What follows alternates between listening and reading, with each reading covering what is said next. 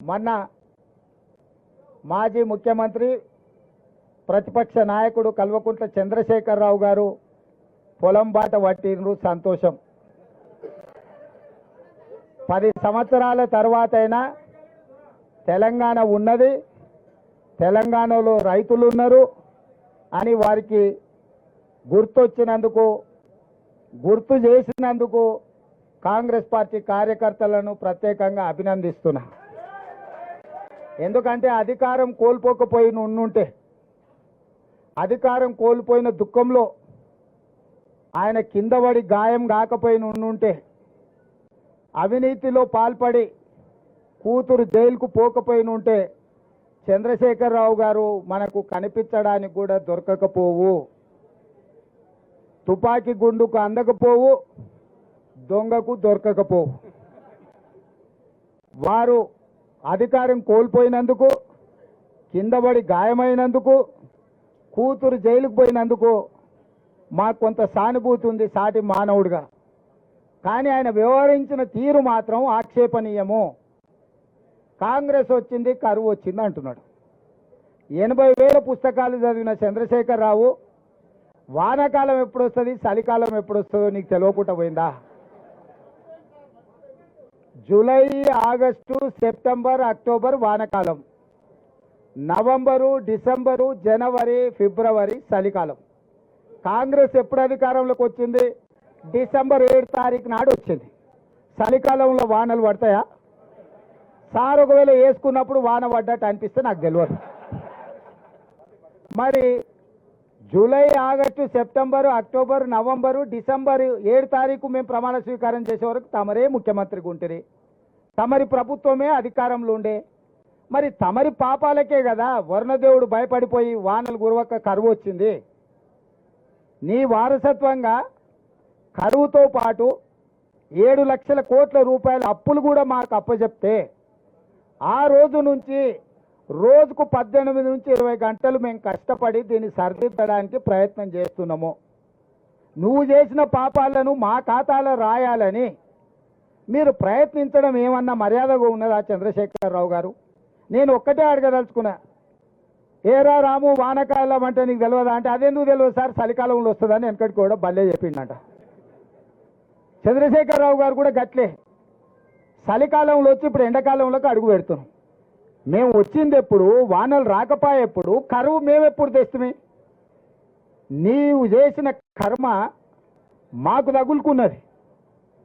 నువ్వు చేసిన పాపాలు ఎట్లని పిల్లలకు తగులుకొని జైలుకోతురో, ముఖ్యమంత్రిగా ఈ రాష్ట్రానికి చేసిన నువ్వు అన్యాయము, ఆ వానకాలంలో వానలు పడకపోవడం వల్ల, 23లో వానలు పడకపోవడం వల్ల 24లో కరువు వచ్చింది. మేము వచ్చింది చలికాలంలో, చలికాలం నుంచి ఎండాకాలం పోతున్నాం.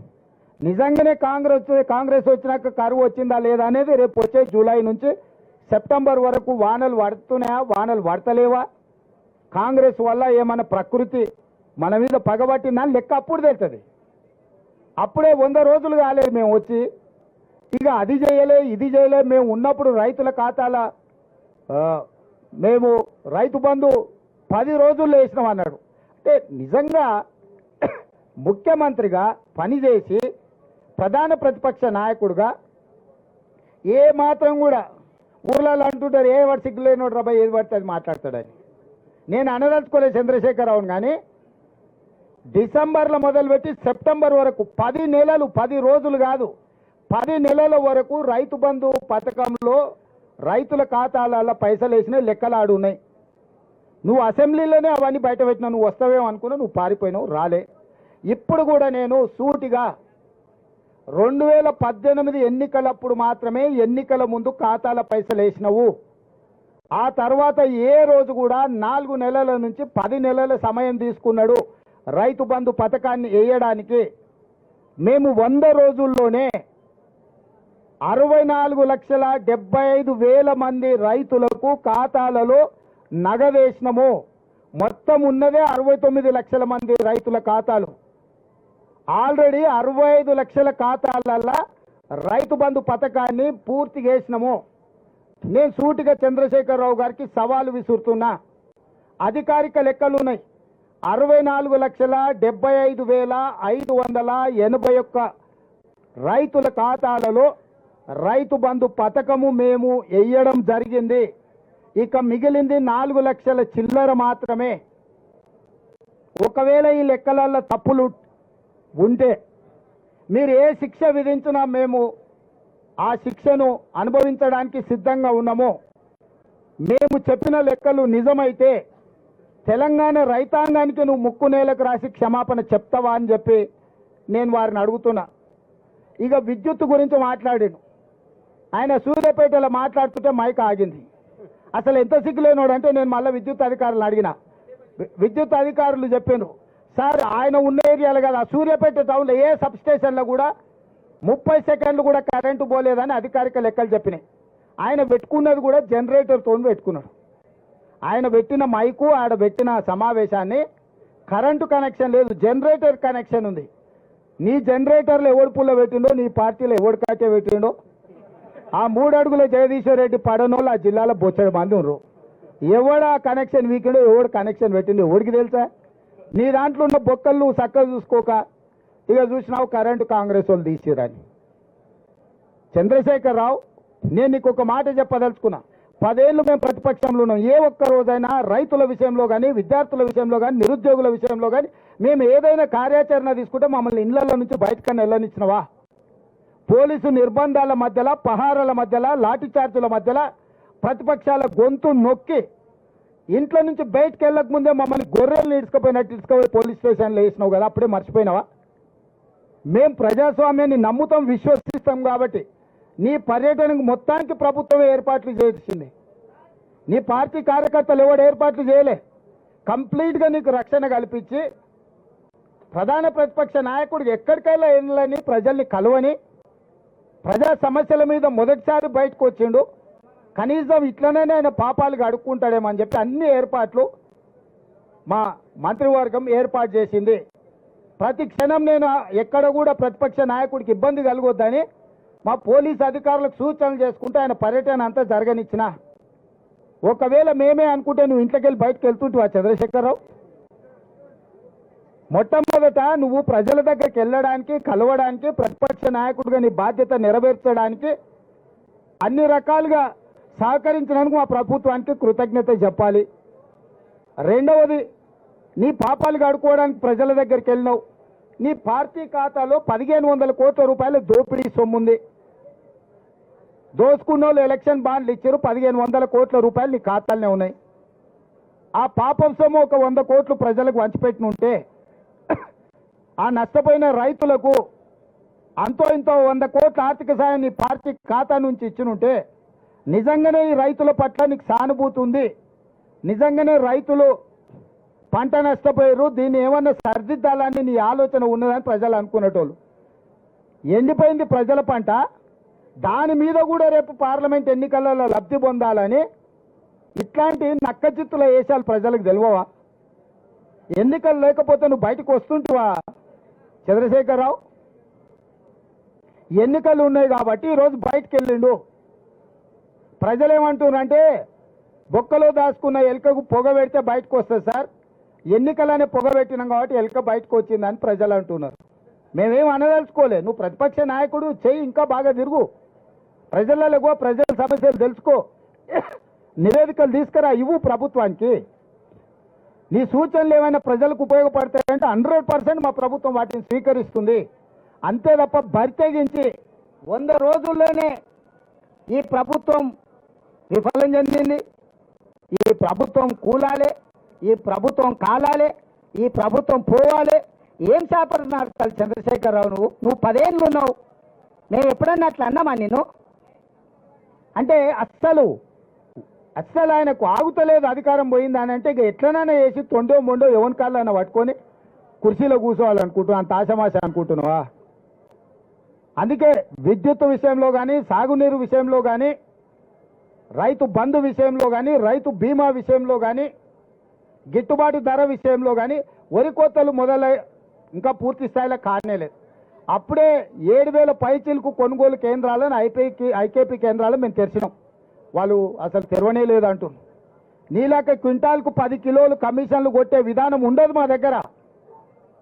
ఎవడన్నా వేసిందంటే తిత్తి తీస్తాం. ఎవడన్నా 10 కిలోలు గిన క్వింటాల్కి గిన కమిషన్లు తాడి పేరు మీద తాలు పేరు మీద ఎవడన్నా కొట్టిండంటే నీలాక కమిషన్ల దందాలు చేయం చంద్రశేఖరరావు.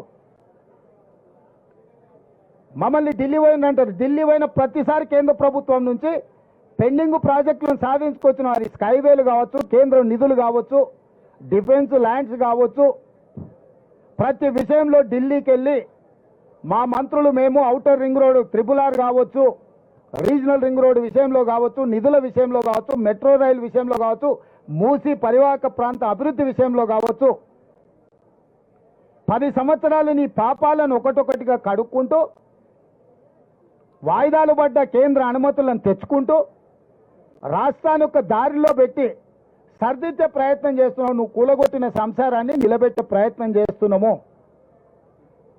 నీ కులం నీ కుటుంబం చేసిన దోపిడీ నుంచి రాష్ట్రాన్ని కాపాడి రైతులకు, విద్యార్థులకు, నిరుద్యోగ యువకులకు, ఆడబిడ్డలకు మేలు జరిగే విధంగా ఇవాళ చర్యలు చేపడుతున్నాం. ఇవాళ ఆడబిడ్డలకు స్వేచ్ఛనిచ్చినాం. మహిళా సంఘాలను పిలిచి కోట్లాది రూపాయలు వాళ్ళవి నువ్వు పెండింగ్ పెట్టిన వాటిని అన్నిటిని కూడా వాళ్ళకి ఇచ్చినాం. ఇవాళ మహిళలు ఊపిరి పీల్చుకుంటారు. మా అన్న వచ్చిండు, మా ప్రభుత్వం వచ్చింది, మా సోనియా మా ప్రభుత్వం వచ్చింది, మాకు సిలిండర్ వచ్చింది, ఇంటికి ఉచిత కరెంట్ వచ్చింది, మాకు ఆర్టీసీ బస్సులలో ఉచితంగా ప్రయాణం చేస్తున్నాం, మాకు స్వేచ్ఛ వచ్చింది. మా మహిళా సంఘాలు అన్నీ కూడా మళ్ళీ ఊపిరి పోసుకున్నాయి. లక్షాధికారులు కాదు, ప్రతి మహిళా సంఘం కోటీశ్వరులను చేస్తామని ప్రభుత్వం ముందుకు వచ్చిందని వాళ్ళ కళ్ళల్లో సంతోషం ఉంది, ఆనందం ఉంది. అది చూసి నీ కళ్ళల్లో నిప్పులు పోసుకుంటున్నావు చంద్రశేఖరరావు. ఆడబిడ్డల్లో ఉన్న కళ్ళల్లో ఆనందాన్ని చూసి నీ కళ్ళల్లో నిప్పులు పోసుకున్నా, నీ కడుపులో మంటలు రేగినా ప్రజలు నీ పట్ల సానుభూతి చూపియరు. ఎందుకంటే నువ్వు అన్ని పాపాలు చేసినావు. పాపాల భైరవుడు అనే పదం కూడా నీకు చిన్నది. అందుకే పిల్లి శాపనార్థాలకు ఉట్టి తెగిపడదు. చంద్రశేఖరరావు పర్యటనను కాంగ్రెస్ పార్టీ కార్యకర్తలు 100 ఎలుకలు తిన్న పిల్లి తీర్థయాత్రలు పోయిందన్నట్టుగా చూస్తున్నారు. నీ దోపిడీని కప్పిపుచ్చుకోవడానికి ఈ ఎన్నికల్లో నీ ఎంపీ అభ్యర్థులు పారిపోతుంటే దాన్ని అధిగమించడానికి నీకు తెలిసిన టక్కుంటమార విద్యలన్నీ ప్రదర్శిస్తున్నావు. ఇవన్నీ కాలం చెల్లిపోయినాయి. చంద్రశేఖర్ అనేవాడు తెలంగాణ రాష్ట్రంలో రద్దయిపోయిన 1000 రూపాయల నోటు లాంటి వాడు. ఎవడన్నా జేబులో పెట్టుకుంటే జైలుకు పోతాడు. 1000 రూపాయల నోటు. ఇవాళ టీఆర్ఎస్ కూడా గట్లాంటిదే. రద్దయిపోయిన 1000 నోటు. బీఆర్ఎస్, టీఆర్ఎస్, కేసీఆర్ ఆ ప్రభుత్వం ఏందో దాని కాలం అయిపోయింది.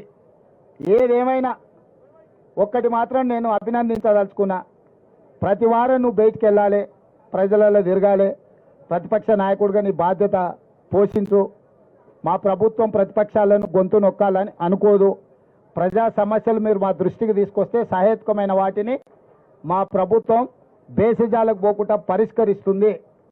మీడియా మిత్రులకు కూడా ఏ విధంగా అయితే 2023 డిసెంబర్ 3 నాడు కాంగ్రెస్ పార్టీని గెలిపించి డిసెంబర్ 9 నాడు మా గ్యారెంటీలు అమలు చేయడానికి సహకరించినరో అదేవిధంగా ఇండియా కూటమికి కూడా సహకరించండి. జూన్ 4 తారీఖు నాడు ఫలితాలు, జూన్ 9 తారీఖు నాడు ఢిల్లీ రామ్లీలా మైదానంలో ప్రమాణ స్వీకారానికి మీరందరూ రావాలి. ఎర్ర కోట మీద ఇండియా కూటమి 3 రంగుల జెండాను ఎగరేస్తాము. జూన్ 9 నాడు మీరందరూ కూడా ఢిల్లీకి రావాలి. మీరు లైవ్లో మన తెలంగాణ ప్రజలకు తెలుగులో మంచిగా చెప్పాలి.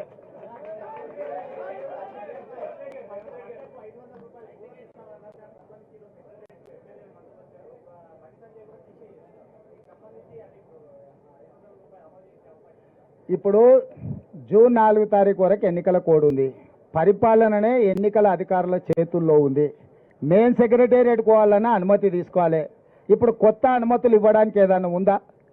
ఎన్నికలైన ఎమ్మెల్సీ ఎన్నికల మహబూబ్నగర్లోనే ఓట్ల లెక్కింపును కూడా జూన్ 2కు వాయిదా వేసిరు. ఇవాళ ఓట్ల లెక్కింపు ఉండే. ఇప్పుడు పూర్తిగా పరిపాలన కేంద్ర ఎన్నికల సంఘం చేతిలోకి వెళ్ళిపోయింది. కాంగ్రెస్ పార్టీ ప్రభుత్వం చేతిలో అధికారం లేదు. వాళ్ళతో పాటు కేంద్ర ఎన్నికల సంఘాన్ని కూడా మేము డిమాండ్ చేస్తున్నాం. రైతులకు న్యాయం చేయండి అని కోరుతున్నాం. మేము కూడా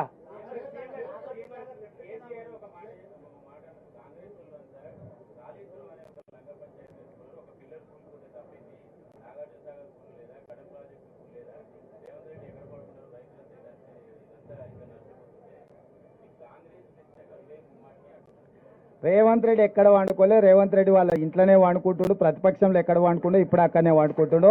నేను ఫామ్ హౌజులలో కానీ సినిమా వాళ్ళ గెస్ట్ హౌస్లలో అయితే అసలు వండుకుంటలేని కేసీఆర్ గారికి చెప్పురి.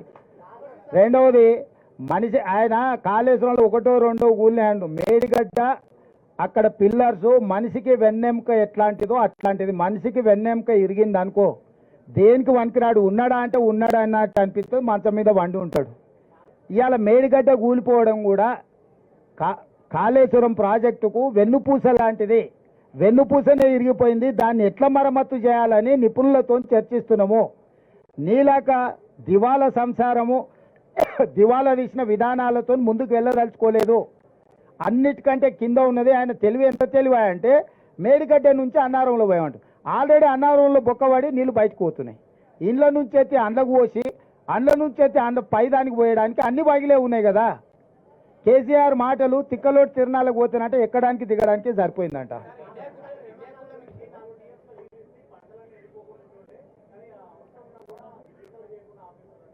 నేను అనేది అదే అంటున్నా, బుర్ర లేకుండా వితండవాదం చేస్తున్నాడు. హైదరాబాద్ నగరానికి తాగడానికే నీళ్లు లేవు, మీరు బోర్లు ట్యాంకర్లు అంటుండు. అసలు బుర్ర ఉందా కేసీఆర్కు? మిషన్ భగీరథ ద్వారా కృష్ణానది జలాలను ఇవ్వాల్సిన దానికంటే ఎక్కువ ఇస్తున్నాం. భూమిలో ఉన్న నీటి టేబుల్స్ పడిపోవడం వల్ల బోర్లు ఎండిపోయినాయి.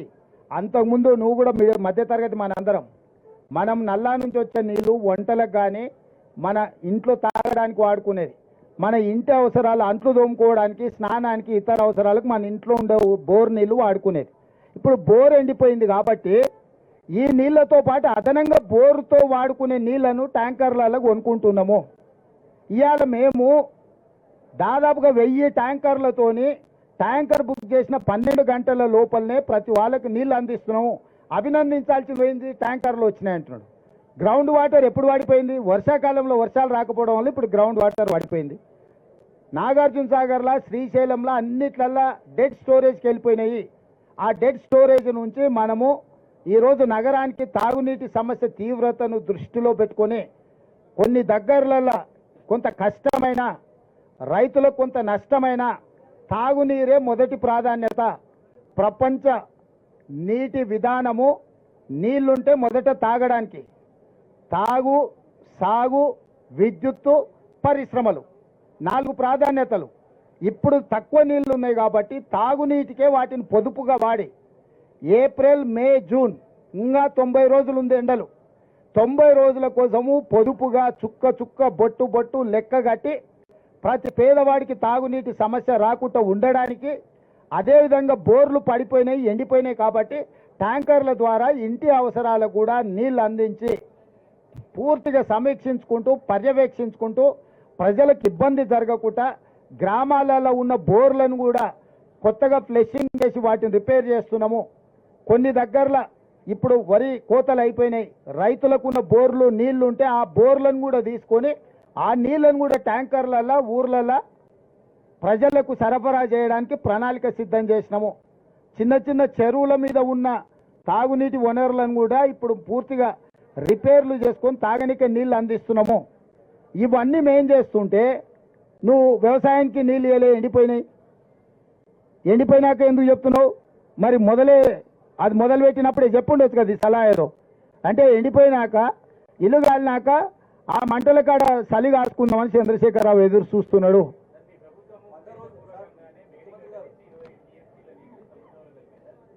ఇప్పుడు నేను అదే చెప్తున్నా, మేడిగడ్డ వాళ్ళ అధికారంలో ఉన్నప్పుడు 3 నెలల ముందే పగిలిందా, కుంగిందా?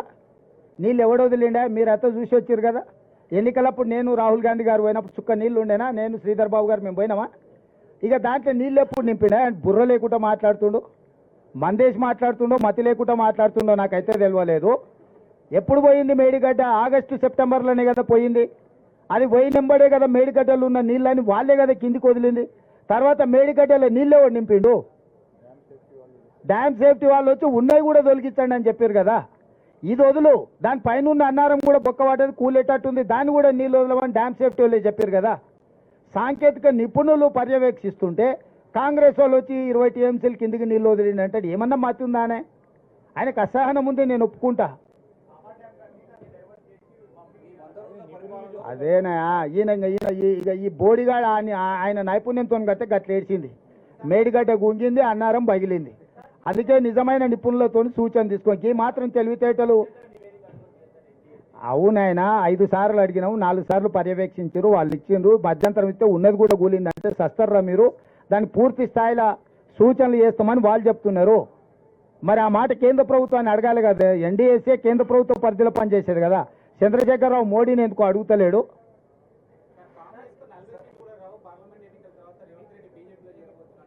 చూడంటుండు ఇప్పుడు కేటీఆర్వి అన్ని పొరంబోకు మాటలు. ఊర్లలో ఆవరగాళ్ళు ఉంటారు కదా, చెట్ల కింద కూర్చొని పొంకనాలు కొడుతుంటారు. అంతకు మించి ఏమన్నా ఉందా? కళ్ళు కాంపౌండ్ల కాడ ఇట్లనే మాట్లాడుతుంటారు. ఏ మందుకళ్ళు దాయినాక మా కొడంగల్ నారాయణపేట ఏరియాలో కొంచెం మందుకళ్ళు ఎక్కువ.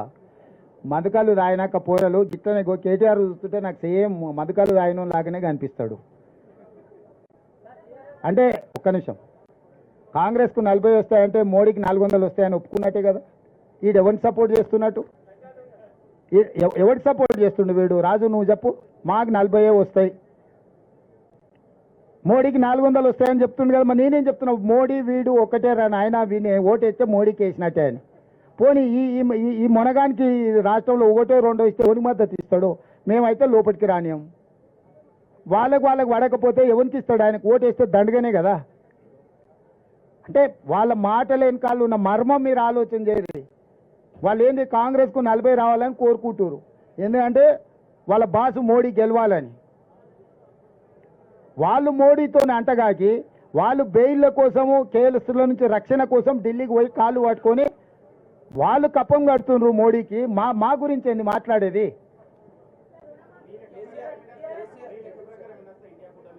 ప్రభుత్వం ఏర్పాటు చేస్తానని వస్తాయి.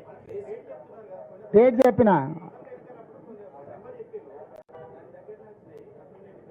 ఇప్పుడు ప్రభుత్వం ఏర్పాటు చేస్తానని వస్తాయి.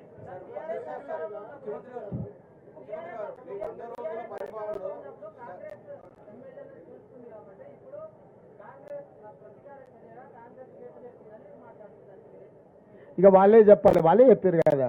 ఇక మళ్ళీ నేను కొత్తగా చెప్పేది ఏం చెప్పాలి?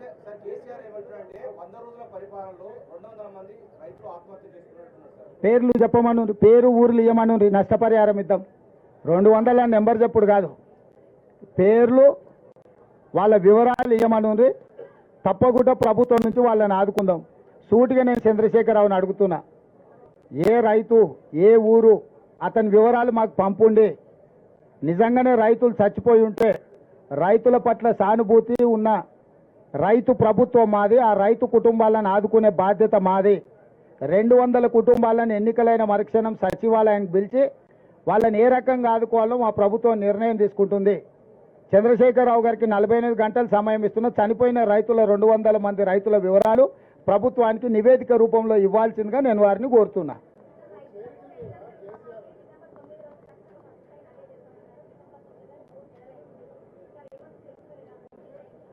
ఎవరంటారమ్మా?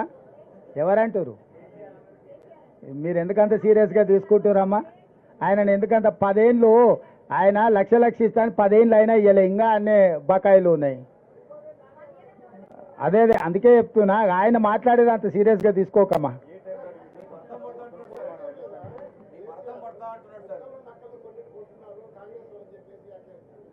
వాళ్ళు కూడా అన్నారు అదో గుంటనక్క, ఆ మాటలు మేము పట్టించుకోమని. ఇంకా వాళ్ళ ఇష్టం ఏదన్నా అనుకోని మనకెందుకు.